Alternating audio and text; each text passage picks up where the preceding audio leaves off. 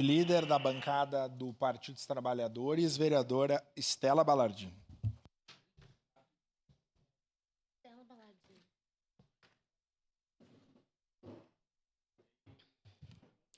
Bom dia novamente. Tá, né? Tá ligado? Bom dia novamente. Hoje nós tivemos muitos assuntos importantes e sempre que a gente inicia falando da educação infantil, por ser um tema que está relacionado à minha profissão, é algo que me instiga muito. Relacionado à educação infantil, também foi trago pelo Senalba a questão da assistência social. Eu não ia abordar esse tema hoje, mas acho oportuno, devido a essa apresentação que a gente teve, citar, porque ali no momento citei rapidamente a questão dos problemas que a gente teve em todos os serviços da assistência social, os CRAS, os CREAS, o POP Rua, que são serviços utilizados diariamente por muitas pessoas, que comportam um fluxo grande de pessoas que vão em busca desses serviços, que ficaram sem higienizadoras. Os responsáveis pela limpeza dos banheiros, dos locais, dos refeitórios, foram os próprios servidores e servidoras, que mesmo tendo, às vezes, só 20 horas semanais, isso é pouco para o tanto de serviço, para o tanto de importância que tem um profissional que trabalha na ponta, usar desse tempo para fazer a limpeza do local. Isso traz uma realidade que eu acho que é de conhecimento de todos nós, porque em algum momento a gente foi procurado por alguma pessoa da higienização, da merenda, das nossas escolas, de outros serviços, que demonstram o quanto a questão da terceirização desses serviços, que são fundamentais para o andamento desses locais, causa tanto problema. A gente tem dívidas no município com a questão das profissionais, majoritariamente mulheres, que não foram pagas. Porque as terceirizadas ganham a licitação, só que são empresas não bem estruturadas que acabam falindo, que acabam deixando de pagar os salários, de pagar os benefícios das profissionais.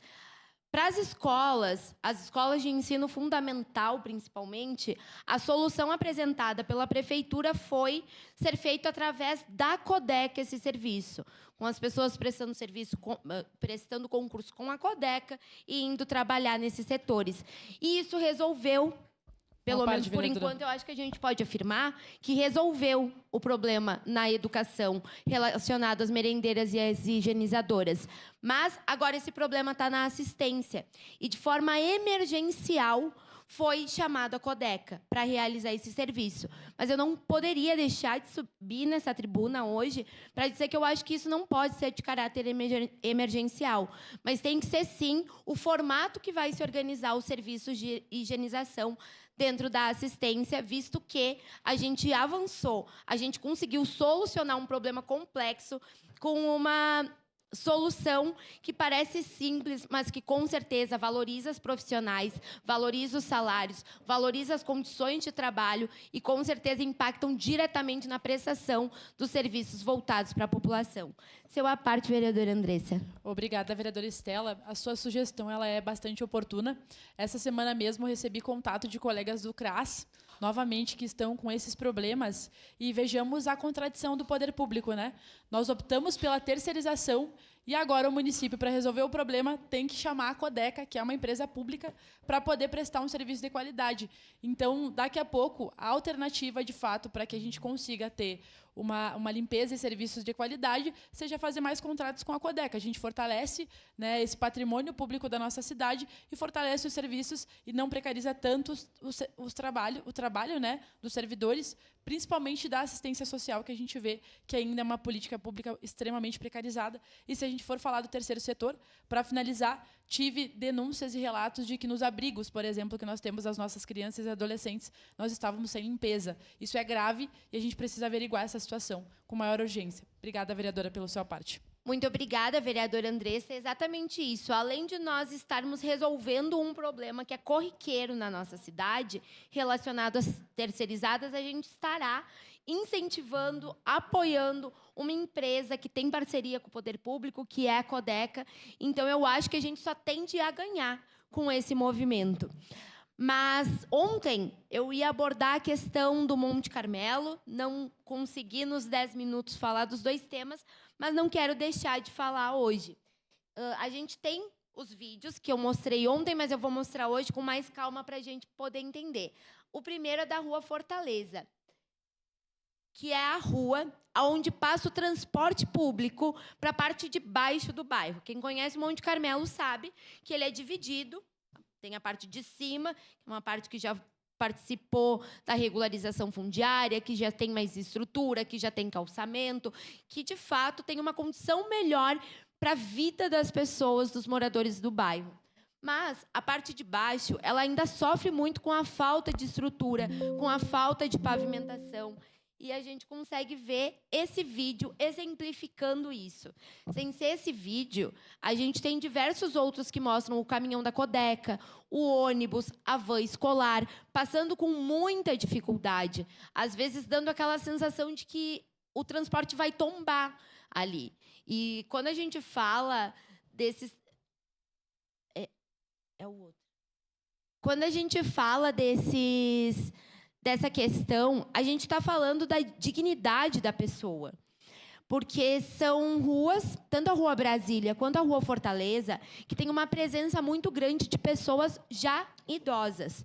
E essas pessoas, elas têm, sim, suas dificuldades de locomoção, têm cadeirantes. Na Rua Brasília, a gente tem uma moradora que vive ela e seu esposo já com uma idade avançada, onde a moradora tem problemas de visão, ela não tem praticamente nada da visão, precisa recorrentemente da ambulância. E a ambulância não consegue acessar esses locais. A gente consegue ver a dificuldade que é para que as pessoas consigam acessar. Esse portão de madeira que apareceu agora no final do vídeo é justamente aonde esse casal mora, no meio da rua, no meio da quadra da rua, o que demonstra que, para eles subirem, para nós pode parecer pouca coisa. Não, é só meio morro. Mas, para aquelas pessoas, com toda certeza, faz muita diferença. O exemplo está no fato de que um idoso acabou por cair, na semana passada, na Rua Fortaleza. E ele poderia ter se machucado, ele poderia ter tido um agravamento ainda maior da sua condição de saúde. Então, é para mostrar que, quando a gente vem aqui cobrar a questão da infraestrutura dos nossos bairros, não é uma cobrança simplesmente pela estrutura, ela é pela dignidade humana, ela é para a segurança das pessoas. Então, a gente precisa olhar para essa questão de forma muito atenta. A gente já levou os secretários diversas vezes nessa região do Monte Carmelo para ver essas duas ruas, para ver outras ruas lá dessa parte de baixo do Monte Carmelo que estão com bastante dificuldade de acesso e de locomoção. E as promessas, elas aconteceram. Foi dito aos moradores que essas obras seriam realizadas, que essas ruas seriam melhoradas. Mas, infelizmente, a gente já parte de um ano para outro, de uma legislatura para outra, mas com um governo, sim, de continuidade, que fez promessas e não as cumpriu, fazendo com que a população não saiba mais para onde que eles têm que recorrer. Porque, se a gente vai e se direciona às secretarias, que, no nosso entendimento, é o correto, é essa ponte do legislativo para com o executivo, levando as demandas da população, a secretaria volta e dá o retorno positivo, mas esse retorno fica só na palavra, isso vai causando uma indignação, vai causando dúvidas, vai causando repúdio por parte das pessoas. E vamos ser honestos e honestas, né? Não poderia ser diferente. Se a gente precisa muito de algo que vai melhorar a nossa vida, algo que vai melhorar as nossas condições de saúde, de acesso a serviços e a direitos, e a gente recebe a informação positiva dessas melhorias, mas na prática tem a resposta negativa, porque elas não são realizadas, a gente se frustra. Então, sim, os moradores estão indignados e indignadas com toda a razão. Eu fico muito feliz de ter sido procurada pelos moradores para poder trazer isso novamente à tribuna, porque na legislatura passada já abordei as 2 ruas em questão. A gente já fez as visitas, cito isso novamente, porque, para mim, isso é um ponto muito crucial. Houve a promessa e, mesmo assim, o serviço não está sendo feito. Nós não podemos aceitar que isso continue assim. Muito obrigada, senhor presidente. Obrigado, vereadora Estela.